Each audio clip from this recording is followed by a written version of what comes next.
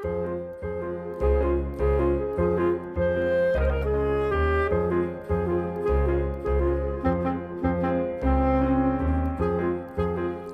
Sin Distancias, el programa de la UNED en Radio 3, nos centramos a continuación en el análisis de la sentencia del Tribunal Europeo sobre el acuerdo de pesca de la Unión Europea con Marruecos.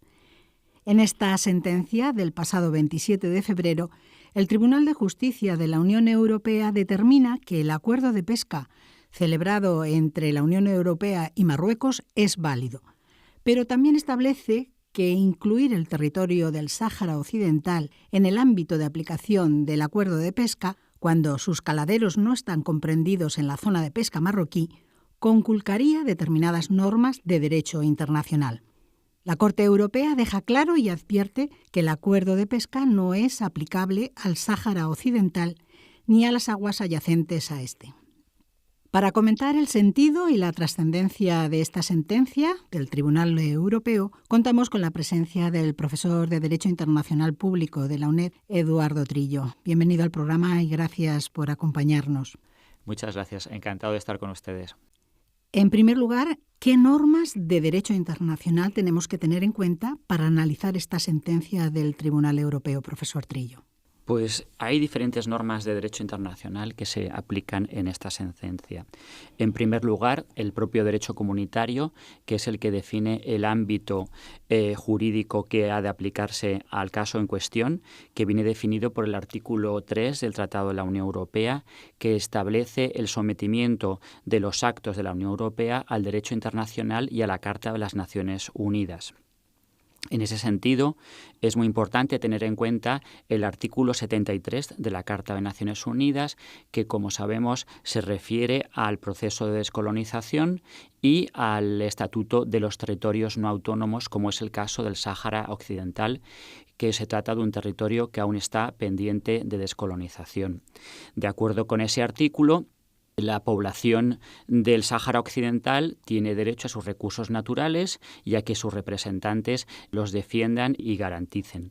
La potencia administradora del Sáhara Occidental, como todos sabemos también, es España desde el punto de vista jurídico, pero abandonó este territorio el año 76. Sin embargo, eso no obsta para que las responsabilidades que puedan derivarse de su actuación en el Sáhara Occidental pudieran ser exigibles. Por otra parte, hay que tener en cuenta el Convenio del Derecho del Mar del año 82, los artículos 55 y 56 que se refieren a la zona económica exclusiva, que como sabemos también otorgan al Estado ribereño en una extensión de 200 millas marinas derechos sobre la pesca que pudiera haber en aquellas aguas. Y también habrá que tener en cuenta el Convenio de Viena del año 69 sobre el derecho de tratados, que también establece unas normas claras respecto a la interpretación de los tratados internacionales y al sometimiento de cualquier tratado internacional a las normas de derecho internacional imperativo, como es en este caso las normas que se refieren a la descolonización de territorios, que es el tema del Sáhara Occidental. Esta sentencia también hace referencia a otra de 2016 sobre el Sáhara Occidental, ¿no? Sí, hay que tener en cuenta estas dos sentencias en su conjunto. Previamente a esta de 2018, en 2016, el Tribunal Europeo ya se pronunció sobre el acuerdo de asociación de la Unión Europea con Marruecos y a la posible entrada de productos agropecuarios y pesqueros desde el Sáhara Occidental a la Unión Europea.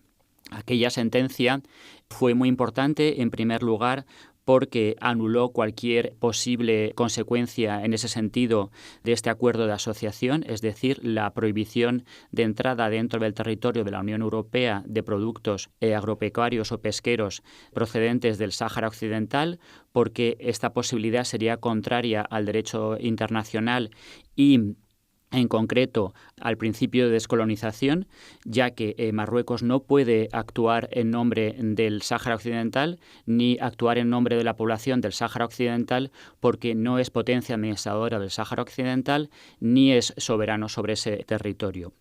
Otro aspecto importante de esta sentencia es el reconocimiento del Frente Polisario como legítimo representante del pueblo saharaui, que ya desde el año 91, de acuerdo con el proceso de paz establecido entre las partes en el conflicto del Sáhara por mediación de las Naciones Unidas venía siendo reconocido en el ámbito de Naciones Unidas y que ahora es reconocido por la Unión Europea, y todo eso va a tener mucha importancia en esta sentencia de febrero de 2018, ya que el tribunal lo primero que hace es reconocer la efectividad de esa sentencia anterior, con lo cual las aguas de Marruecos nunca pueden extenderse a las aguas del Sáhara Occidental.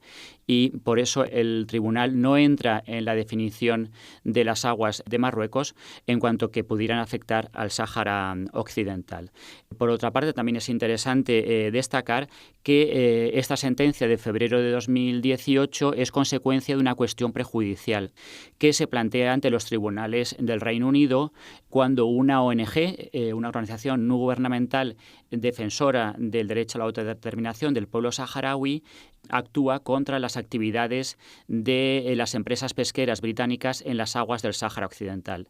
Si tenemos en cuenta que las actividades de estas empresas pesqueras en el Sáhara Occidental se realizan conforme o al amparo de este acuerdo pesquero entre la Unión Europea y Marruecos, el Tribunal británico planteaba al Tribunal Europeo si esto era posible y si era legal desde el punto de vista del derecho comunitario. Más del 91 o casi el 91% de las capturas que se pueden hacer en esas aguas pertenecen al Sáhara Occidental y que estaba dentro del acuerdo de pesca o que Marruecos consideran suyas, ¿no? El acuerdo de pesca, cuando uno lo lee, y ahí la importancia de su interpretación, en ningún momento hace referencia a las aguas del Sáhara Occidental. Por ello, esta sentencia de febrero de 2018 dice que el acuerdo es válido, porque desde el punto de vista estrictamente de la interpretación de ese acuerdo no se aplica a las aguas del Sáhara Occidental.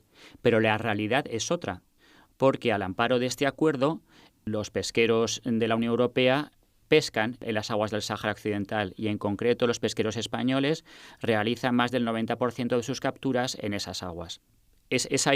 Hay una aparente confusión, pero es que no, porque cuando uno analiza ese acuerdo y lo lee, ve que en ningún momento hace referencia a las aguas del Sáhara Occidental. Lo que sí que es importante de destacar es que el tribunal reitera que en ningún momento Marruecos puede realizar acuerdos internacionales con respecto a las aguas del Sáhara Occidental.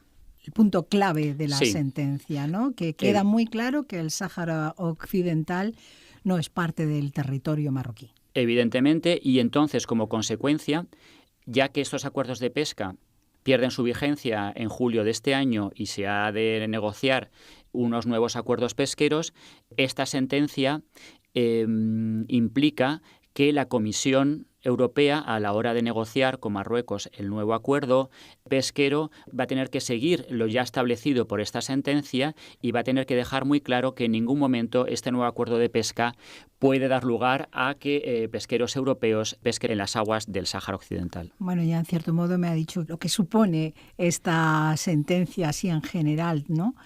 Pero también en particular y en concreto, ¿cómo va a afectar esta sentencia a las empresas pesqueras españolas? Claro, ¿qué posibilidades tienen las empresas pesqueras españolas de seguir pescando en las aguas del Sáhara Occidental, teniendo en cuenta que es un territorio ocupado por Marruecos donde ejercen su presencia militar las fuerzas marroquíes? Evidentemente, desde el punto de vista del derecho comunitario, esto no es posible, con lo cual nunca van a poder tener el amparo de la Unión Europea y, por tanto, tampoco el amparo del Estado español, porque, como todos sabemos, el tema pesquero está comunitarizado de acuerdo a la política pesquera común. Además, en cualquier caso, ha de ser conforme con la legalidad comunitaria.